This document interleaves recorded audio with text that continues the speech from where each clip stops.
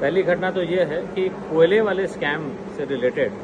हमने एक writ petition criminal honourable high court of Chhattisgarh के सामने पेश किया है। और चूंकि मनी लॉन्ड्रिंग एक्ट की धारा 66 के अंतर्गत जब मनी इन्फोर्समेंट डायरेक्टरेट ने अपना लेटर इशू किया था पुलिस को, छत्तीसगढ़ पुलिस को, और उसमें पोल स्कैम से रिलेटेड हमने कॉग्निजेबल ऑफेंस घटित होने की सूचना प्रदान की थी, किंतु जब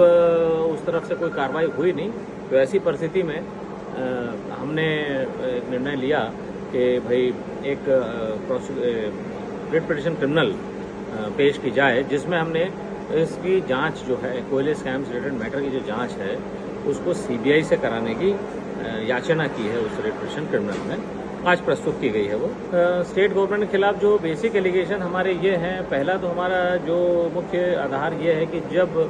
मनी लॉन्ड्रिंग एक्ट की धारा 66 हमको एक ऑब्लिगेशन देती है कि जब भी कभी हमको किसी कॉग्निजेबल नॉन वेलेबल क्राइम की जानकारी मिलती है, उसकी सूचना हमें उस लॉ इन्फोर्समेंट एजेंसी को देखना आवश्यक होता है जो उस क्राइम को इन्वेस्टिगेट कर सकती है। मसलन अगर आईपीसी से रिलेटेड ऑफेंसेस है तो पुलिस विभाग है, अगर वो नारकोटिक्स से रिलेटेड है तो नारकोटिक्स डिपार्टमेंट है, या डीआरआई है, स्मगलिंग है तो डीआरआई है। तो ऐसा क्रमशः उस पर्टिकुलर विभाग को हमको देना आवश्यक होता है, हमने वो दिया। और जब सुप्रीम कोर्ट के द्वारा प्रतिपादित ललिता कुमारी के जजमेंट में प्रतिपादित सिद्धांत के अनुसार जब सुप्रीम कोर्ट ने अवधारणा की है कि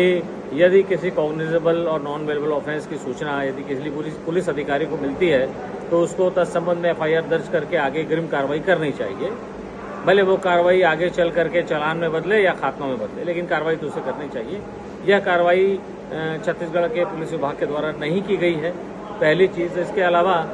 जो अभी वर्तमान में मनी लॉन्ड्रिंग के केसेस में सेंट्रल प्रिजन रायपुर में निरुद्ध जो अभियुक्तगण हैं उनको स्पेशल ट्रीटमेंट दिया गया है, जैसे उनको जेल में रहने की सुगम व्यवस्था करा के रखी गई, उन्हें बैरक में न रख के सेल में रखा गया है। और वो कहीं ना कहीं ये प्रदर्शित कर रहा है कि भाई जो जेल के जो बनाए गए नियम है उसके विरुद्ध कार्रवाई है। इसके संबंध में हमने जेल अधीक्षक महोदय का और अन्य जेल के अधिकारियों का स्टेटमेंट भी रिकॉर्ड किया हुआ है, जिसमें उन्होंने कोई समुचित उत्तर हमें प्रदान नहीं किया है। इसके अलावा बार बार जेल से निकल करके सरकारी अस्पतालों में या गैर सरकारी अस्पतालों में इनके रुकने की जो व्यवस्था मुहैया कराई गई है, इसके संबंध में हमने चिकित्सकों से, संबंधित चिकित्सक हैं उनसे, चाहे वो शासकीय चिकित्सक हों चाहे वो प्राइवेट डॉक्टर हों, उनसे जब अपना सेक्शन 50 का स्टेटमेंट रिकॉर्ड किया है मनी लॉन्ड्रिंग एक्ट के अंतर्गत, उन्होंने भी हमें कोई समुचित उत्तर नहीं दिया। और जब स्पेसिफिक प्रश्न उनसे पूछा गया कि ये जो बीमारी का इलाज ये अस्पताल में भर्ती करके कराया जा रहा है इन अभियुक्तगणों का, क्या वह इलाज जेल के अंदर पॉसिबल नहीं है, तो उन्होंने इसका उत्तर दिया कि ये सब जो इलाज है वो जेल के अंदर भी पॉसिबल है। और जब उनसे पूछा गया कि भाई तो फिर इनको जेल के बाहर अस्पताल में क्यों रखा गया है, तो कोई समुचित उत्तर उनके द्वारा प्रदान नहीं किया गया। तो आज स्पेशल कोर्ट रायपुर के समक्ष हमने द्वितीय सप्लीमेंट्री प्रोसिक्यूशन कंप्लेंट पेश किया है ऑनरेबल स्पेशल जज के समक्ष, और वो मामला जो है वो कोयले से रिलेटेड है। और उसमें 2 गिरफ्तार अपराधी पहले से हैं, जिसमें कि निखिल चंद्राकर और रानू साहू जो आईएएस अधिकारी हैं वो हैं,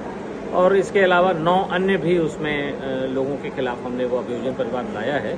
और उनका जो स्पेसिफिक रोल उस परिवाद में हमने प्रदर्शित किया है दस्तावेजों के साथ में। हमारा जो अभियोजन परिवाद है वो 280 पन्ने के आसपास का है, और जो उसमें रिलाइड अपॉन डॉक्यूमेंट्स की संख्या है वो करीब 5,500 है। और इसमें जो मुख्य अभियुक्त जो 11 लोगों के खिलाफ है इसमें, लेकिन जो मुख्य अभियुक्त जो हैं जिनके खिलाफ थोड़ा क्रक्स ऑफ दी मैटर है वो निखिल चंद्राकर और मनीष उपाध्याय, और ये 2 लोग जो हैं वो क्या कहते हैं सूर्यकांत तिवारी और सौम्या चौरसिया के करीबी बताए हमने दर्शित किया है दस्तावेजों के द्वारा। साथ ही साथ 2 मेंबर ऑफ लेजिस्लेटिव असेंबली भी हैं, एमएलए भी हैं 2, देवेंद्र सिंह यादव और चंद्रदेव राय जो हैं, जो क्रमशः भिलाई और बिलाईगढ़ के विधायक हैं, ये भी उसमें प्रमुख हैं।